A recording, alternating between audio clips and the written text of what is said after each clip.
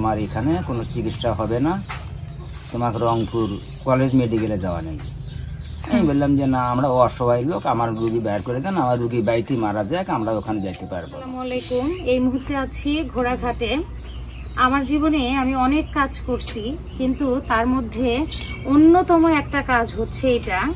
আজ থেকে মনে হয় 1 সপ্তাহ আগেও আমি এই চাচাকে চিনতাম না। সেদিন উপজেলা থেকে আমি বাসায় যাচ্ছিলাম ওনার ভ্যানে করে। তো যাওয়ার সময় আমি প্রতিবন্ধী নিয়ে কাজ করি, উনি এটা শুনে আমাকে বলল যে ওনার স্ত্রী অন্ধ, ওনার স্ত্রী দেখতে পায় না, বাক ও শ্রবণ প্রতিবন্ধী যেটাকে বলে, কথাবার্তাও বলতে পারে না এবং দীর্ঘ অনেক দিন যাবৎ অসুস্থ। তো আমি যদি তাদের জন্য অন্তত কোনো কিছু করতে পারি।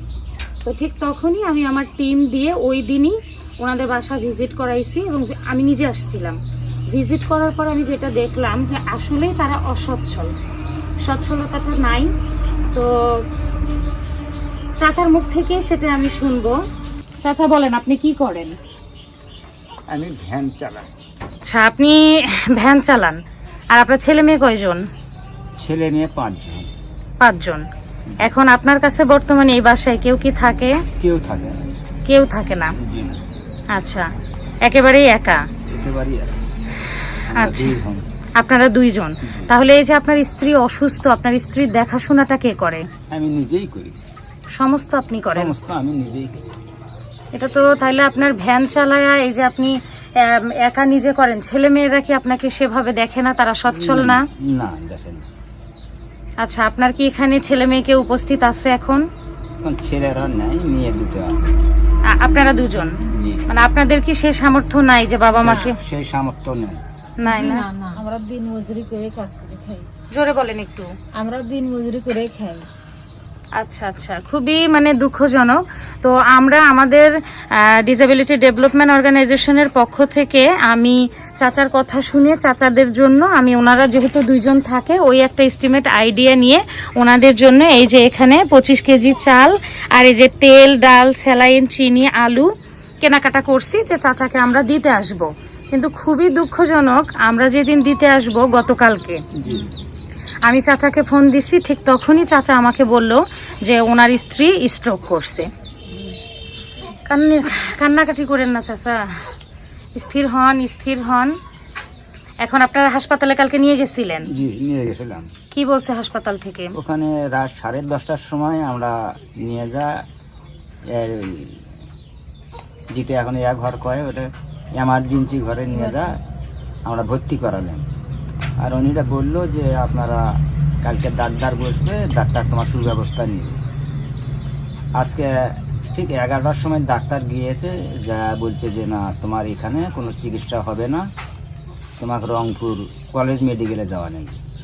আমি বললাম যে না, আমরা অসহায় লোক, আমার রুগী বের করে দেন, আমার রুগী বাড়িতেই মারা যাক, আমরা ওখানে যেতে পারবো না। তারপরে কি রুগী নিয়ে আসছেন? এখন তারপরেই আমরা রুগী ভ্যানে করে নিয়েছি। এই যে ওনার অবস্থা এতটাই করুণ, মানে আমি এই যে একটু জুম করে যদি দেখাই যে ওনার অবস্থা খুব খারাপ।